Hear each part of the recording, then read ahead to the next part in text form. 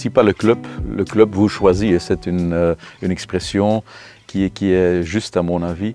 J'ai passé mes années comme quête à Molenbeek, où ma mère avait une boulangerie, rue des Étangs Noirs et rue de Ménin. Et donc là je n'étais pas encore conscient du fait que le foot existait, mais la fibre molenbeekoise était là. Et après, quand j'étais un peu plus âgé, on a déménagé de l'autre côté du boulevard Méteuil. Et là, on était tout près du stade. On entendait, quand les grands matchs dans les années 70 se jouaient, on entendait par le vent. Et c'était très impressionnant. Et c'était presque impossible de ne pas aller au RWDM, en fait. Et donc voilà, quand j'étais jeune, bien sûr, cette équipe mythique avec le titre de 75 était très présente. Quand on allait nager avec l'école ici à la piscine de Molenbeek, on attendait, on montait pour aller au vestiaire, et puis au milieu des escaliers, il y avait une très grande photo de cette équipe avec Boskamp, Teugels et tous les autres. Non, j'étais pas là. Je l'ai entendu parce que mon père n'était pas très foot. Moi, j'ai seulement commencé à jouer au foot après. Et j'ai d'abord eu le sentiment de ce que le foot pourrait être, ou pouvait être, hein, avec le titre. Je me rappelle aussi le champion du monde à l'époque en 78. Et c'est seulement après que j'ai joué au foot dans une équipe. Avant, on jouait déjà en rue. Hein, mais j'étais pas là, malheureusement. J'étais peut-être un tout petit peu trop jeune. J'avais à cette époque 8 ans, donc je pouvais être là, mais mon père s'est intéressé à autre chose.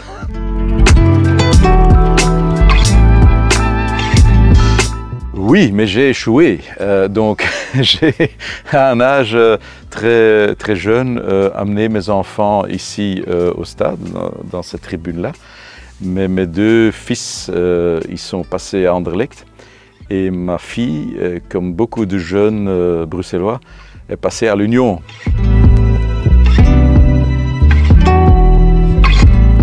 Oui, tout à fait. Et donc maintenant, j'ai un petit-fils et je vais tout faire pour le garder au RWDM. Donc bien sûr, ce sera une compétition avec mon fils, mais on verra bien ce qui se passe.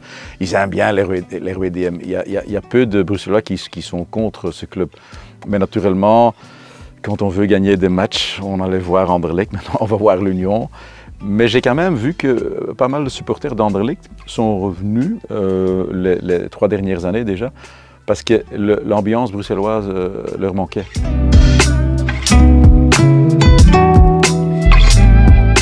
Ben, ça appartient aux autres aussi, mais peut-être quand même un peu plus ici, parce que la Zwans, c'est l'autodérision aussi, hein. Ce n'est pas uniquement l'humour bruxellois. Et il faut avoir une certaine autodérision ici à Molenbeek, parce qu'on gagne, mais on perd aussi. On a beaucoup perdu aussi. C'est un club de ups and downs. Et bon, l'histoire que vit maintenant Union, c'est exceptionnel. Je trouve ça super aussi pour le football bruxellois. Et Anderlecht, c'est l'institut, hein, qui est mis à l'épreuve, bien sûr. Nous, on a toujours dit, ben voilà, on verra bien, allons-y. Hein. Et c'est peut-être de cette façon-là que la Zwans appartient encore un peu plus à ceux qui ont des difficultés à toujours gagner. je reste diplomate.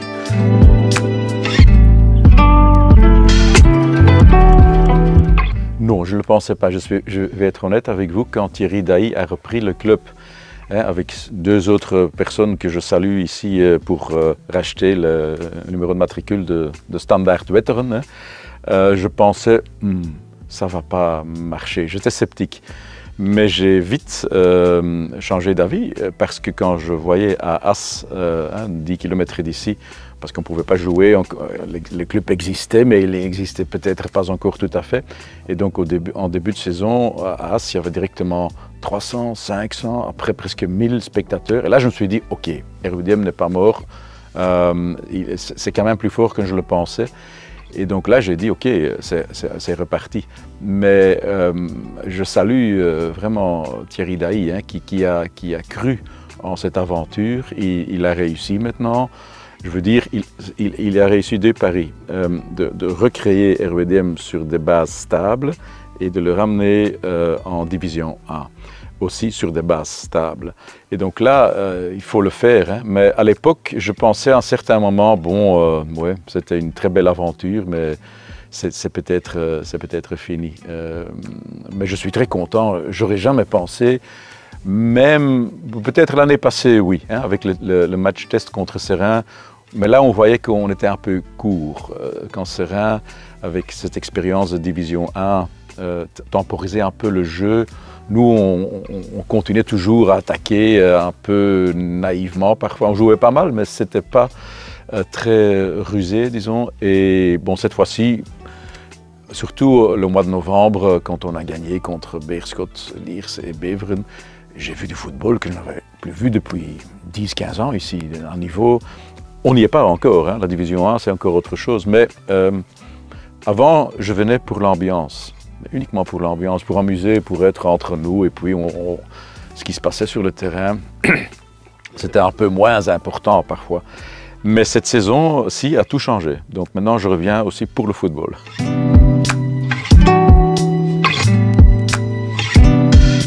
Oui, et donc on a commencé avec le projet de ce livre déjà 1 an et demi. On ne pouvait pas imaginer que ce livre coïnciderait avec le titre.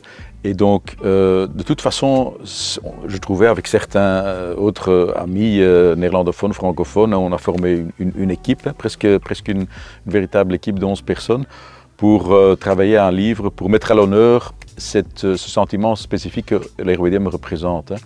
Et donc voilà, on a maintenant, on le présentera ici, dans ce stade, la mi-juin, hein, avec 3 grands chapitres. Il y aura quand même quelque chose sur le pré-RWDM. Hein.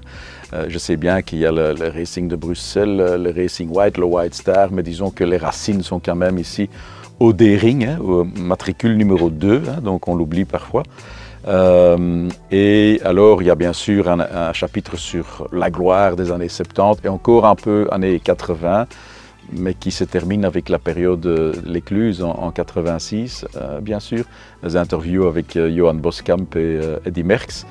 Et puis on se focalise bien sûr sur aujourd'hui avec Thierry Dailly, avec les RWDM Girls aussi, hein, qui font une histoire à elles-mêmes en fait. Le plus grand club féminin du pays. Peu de gens le savent. Et donc voilà, on donne un peu cette ligne en rouge et noir et blanc, hein, de 50 ans, pardon. Et voilà, c'est un beau livre de jubilé, d'anniversaire.